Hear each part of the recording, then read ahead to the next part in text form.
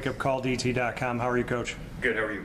Doing well. Just to go deeper into the general manager portion side of things, just how the college football world has evolved that now we have these general managers, and then specifically what it's like to work with Ron Rivera.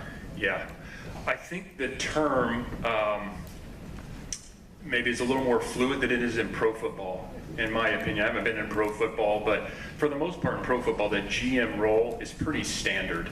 You know, it's roster management, working with the coach, a cap person, identifying players, contracts, those type of things. And there's a significant amount of that that's happening in college, but the difference is there's recruiting, you know, versus drafting. That's a big difference. And the kind of the fluid nature of college football versus the contract lengths in the NFL, that's different.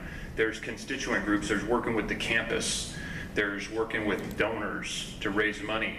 And the second part of your question, Coach Rivera, it's been unbelievable. I mean, he's got so many different experiences in pro football, which have helped, just organizational structure, roster management, talking about players, you know, situational football, kind of from a 10,000 foot view.